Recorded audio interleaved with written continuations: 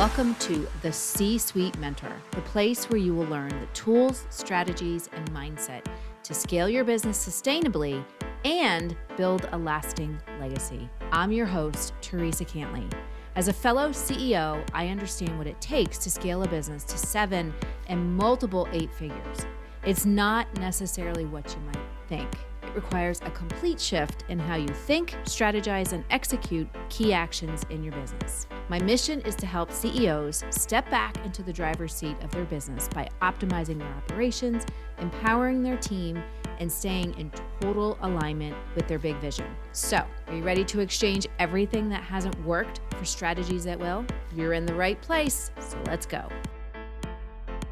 Hello, and welcome back to another episode of the C-Suite Mentor podcast.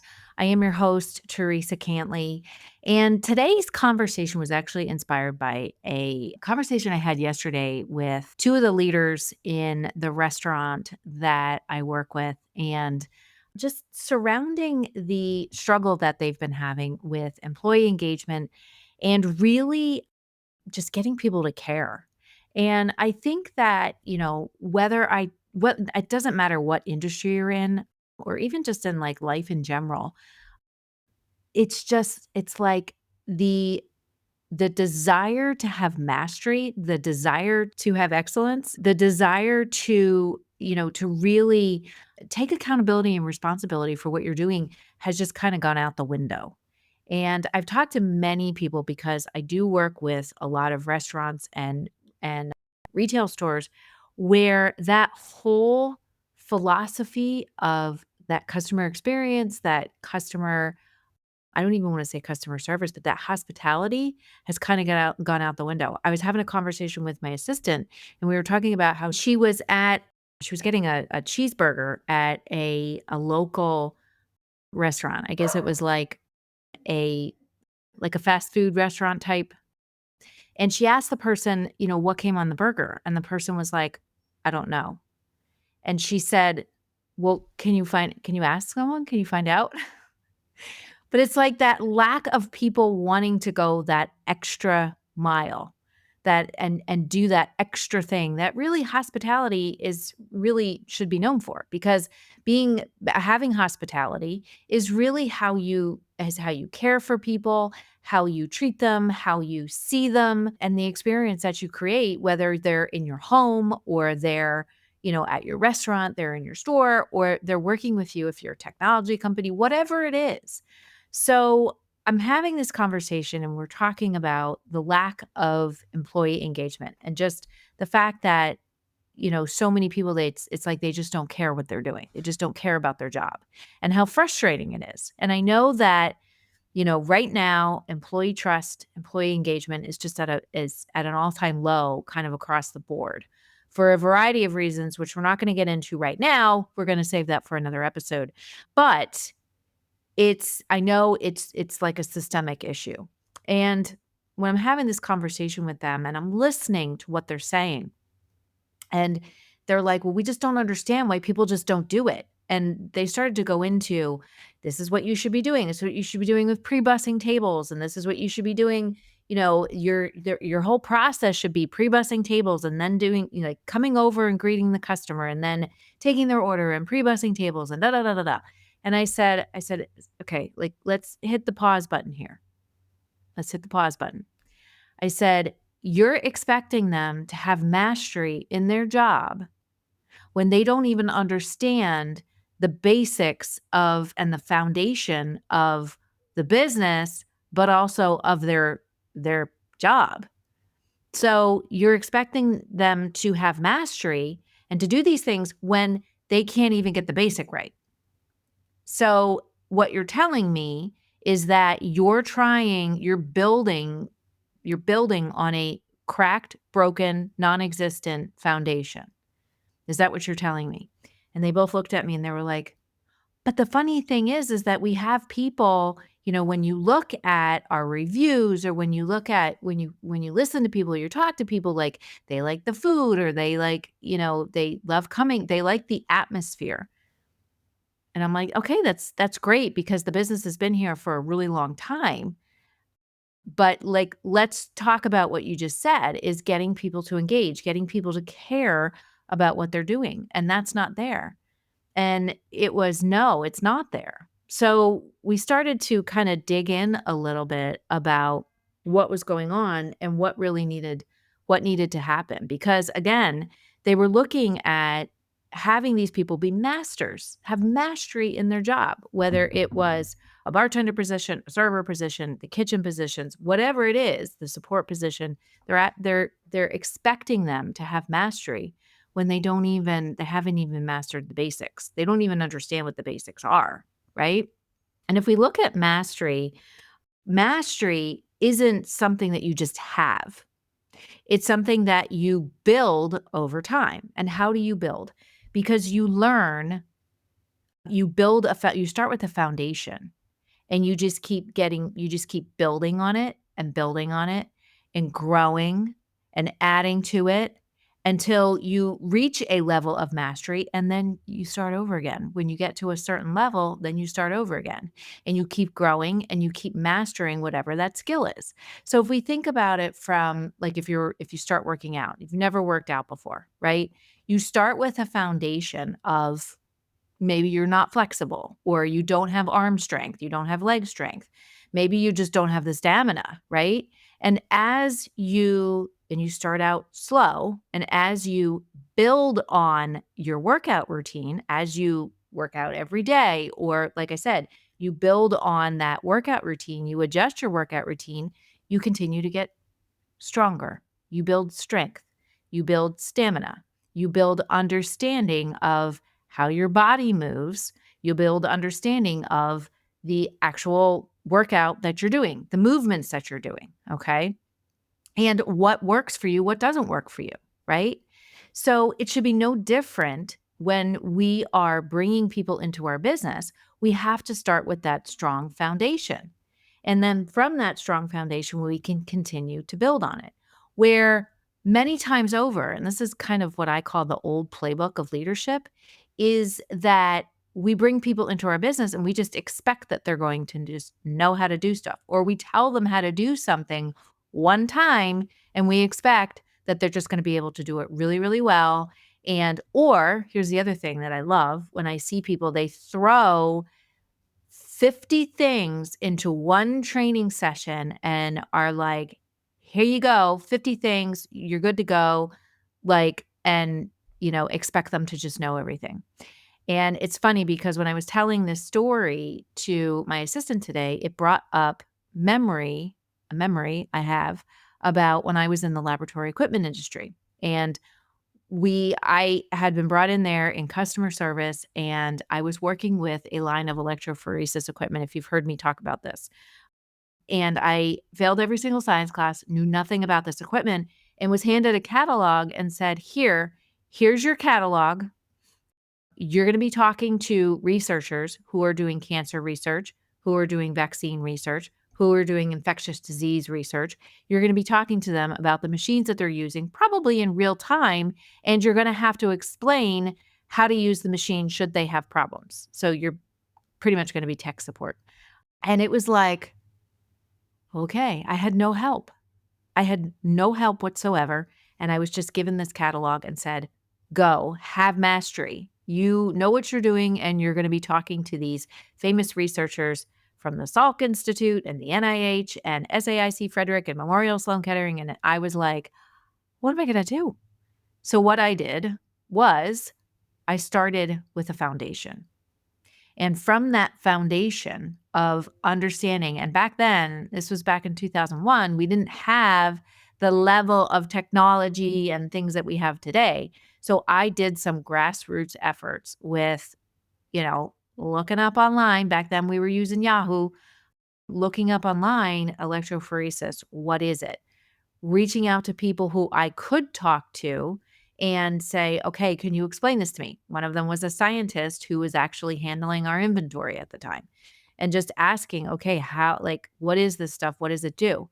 The other thing I did was when I was talking to these researchers, I asked a lot of questions.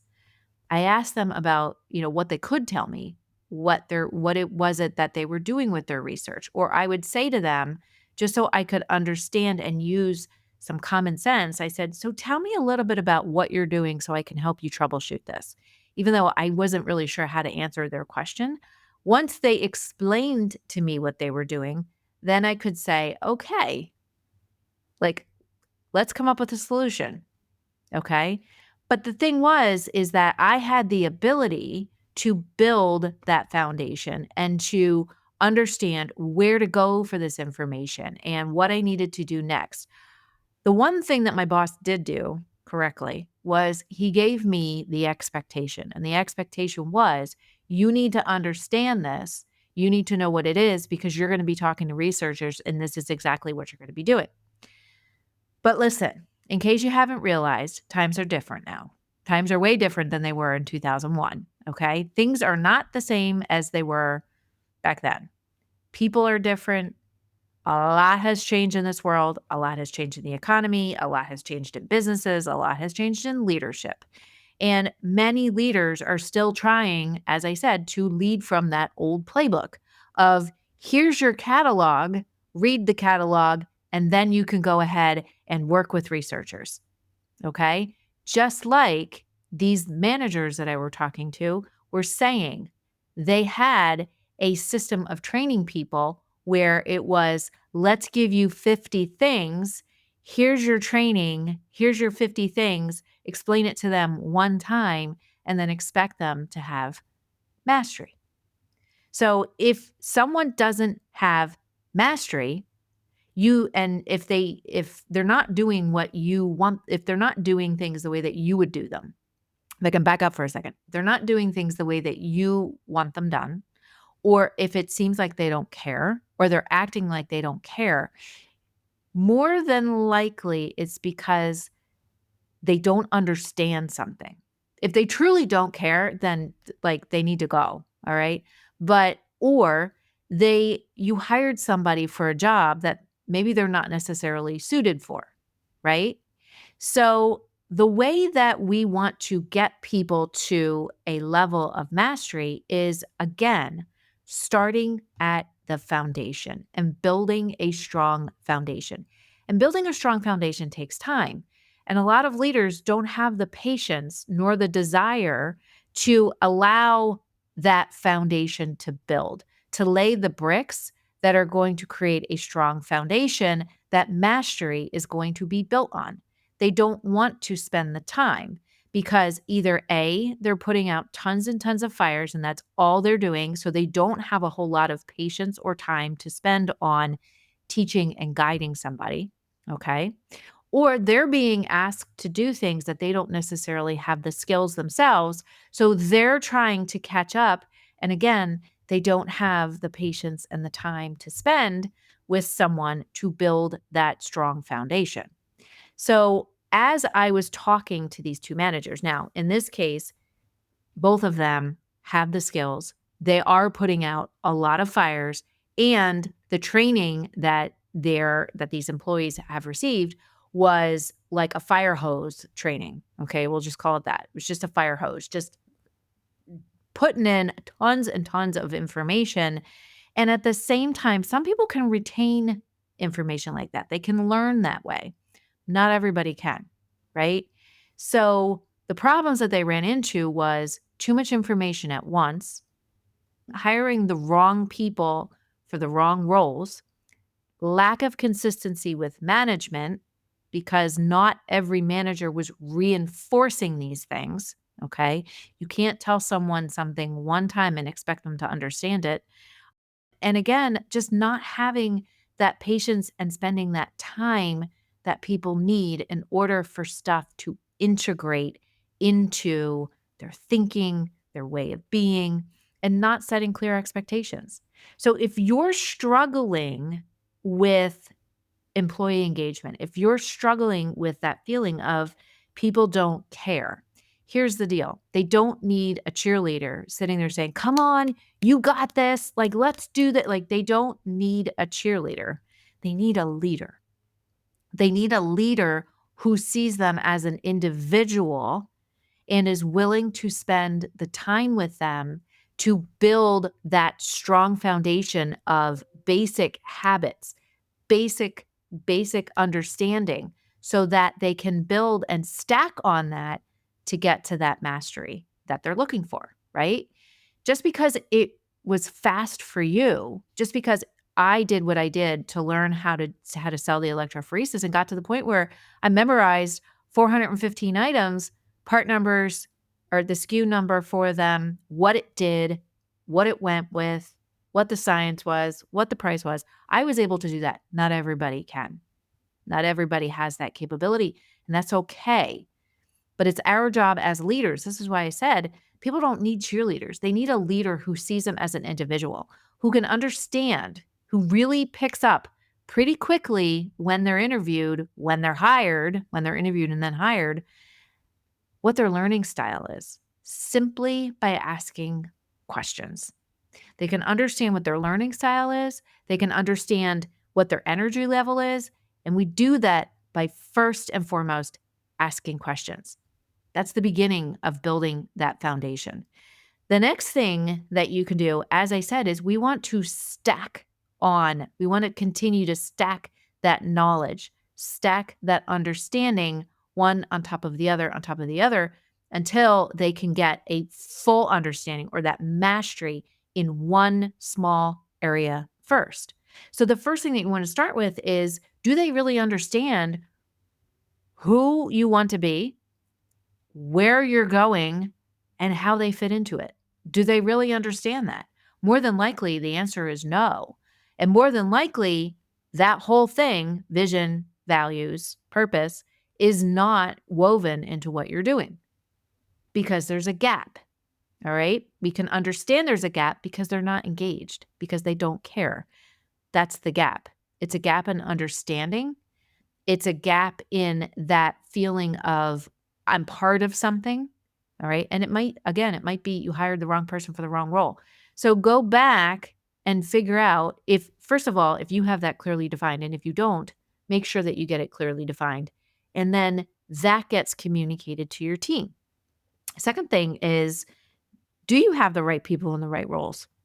Looking at it and saying, do I have someone who is supposed to be a server who doesn't really have the capacity to be able to be a server? And that's possible. It's possible that they don't care because it's not something that aligns with their greatest strengths. And again, this comes back to the foundational piece of when you're interviewing somebody is to really say, is this the right person for the right role? But in order to do that, you need to get clear as to what that role is. The third one is to really set those expectations as far as these are the expectations for your job. One business to another business, one server to another server, it differs. It differs depending on, again, what the business is all about. So really setting that expectation and being convicted in what those expectations are. This is what your role is as a server. And again, it's one of those things where you have to tell them and tell them again and tell them again. So really being convicted in this is your role. This is what your role does. This is what we need you to do, and telling them again and again and again. But at the same time, being convicted, but also having that adaptability to be able to take in other people's perspectives. To say when someone says, well, this isn't like, I'm not understanding this completely, and I'm not understanding it because it doesn't make sense in the order that you're telling me. Or like, if I have to fill the salt shakers, why, like the way that I'm supposed to be filling these salt shakers, or wrapping silverware, which is a conversation we had yesterday with my 2 clients. But wrapping silverware, like I'm not doing it in a methodical way, and I think it should be in a methodical way. That's when you can go back and ask more questions. Well, how do you think it should be wrapped? And I think that's the problem with a lot of leaders is they're bad listeners and they don't know how to ask the right questions. And when you're able to do that, then you're able to communicate and connect with the people that you're interacting with. So really setting those expectations and being convicted in what they are, but at the same time, being willing to be adaptable. The fourth one is getting people to go the extra mile, again, it requires being a role model. If you're a leader in an organization, you've been there. You've been there, you've done that, you've done the work, you have the skill, but teaching them, guiding them to really have that understanding based on your knowledge, based on what you've already done. So if you can do that, and again, understanding what you need to communicate with them or what you need to teach them by asking better questions, right out of the gates, right when you first interview them and then you hire them. So really having that, getting them to go the extra mile because you're taking the time to teach them. And also getting them to go to the extra mile because you're going the extra mile.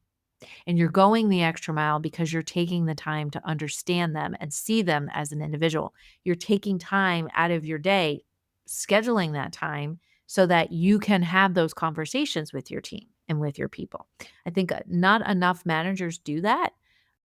They are either just so focused on putting out fires every day or just having meetings about strategies that they don't have that time slotted in their calendar to actually sit down and have a conversation with someone and understand them better, which I think is one of the keys to mastery. Because if you can understand someone better, then you can help them to master those basic skills. You can help them to achieve those basic goals so that it integrates time and time again until they keep building on that and they build that strength until they get to that mastery. And the last piece is that when you're focused on creating whatever your processes are in your business, onboarding, and then starting with the basics, making sure that it's creating some kind of a transformation. You're not just doing processes, just telling people what to do, but you're creating processes that create some kind of a transformation. And that transformation is teaching them. It's teaching them how to do something, or it's automating something, or it's connecting to them. So make sure that when you're setting those processes that you're doing exactly that. So I hope that this helped you. If you are having a lack of employee engagement and you feel like people don't care, take a look at you. How are you leading? When your first interactions with them, do you understand who they are? Do you understand how they learn? Do you understand their energy level? And did you understand who it was that you were hiring for the position, who you really needed in that role? If you have some kind of a breakdown in those key elements from the beginning, go back and see what you can do as a leader to create a new playbook as to how you're going to build that engagement, how you're going to build that knowledge that people have, how you're going to stack those habits and stack those wins and stack those goals so that they see that you're there with them. They see that you're standing shoulder to shoulder with them. They see that you see them. So I hope that this helped you. Until next week, if you are like, you know what, Theresa, I need some help with this. I feel kind of stuck. I feel like something's not right here. You can go ahead and book a virtual call. If you go to theresacantley.com, go to the option to book a virtual coffee, if I can get my words out. Let's have a 30-minute chat. Let's have a 30-minute chat and go over what's going on in your business, where are you struggling, so that we can start giving you some building blocks so that you can start creating a stronger foundation for your business and for your leadership. So if you go to theresacantley.com and look for booking a virtual coffee with me. So I hope you have a great rest of your week. Take care. See you soon. Hey there. Thank you so much for listening. If you found value on this show, please follow the podcast so you never, ever miss an episode. And I would love, love, love if you would leave a review on Apple Podcasts or Spotify for me. Even better, share the show with a fellow business owner ready to step fully into their CEO leadership role. Because right now, more than ever, the world really needs next level leaders. And by the way, did you know you can text me all your questions and get real-time feedback? You absolutely can. Just text the word CEO to me at 610-215-2838 to get connected. One last goodie for you before I go. If you're ready to scale your business and have a co-creator working right by your side, my C-Suite Mentor Program may be perfect for you and your possible new second in command. Just visit thecsuitementor.com to get started.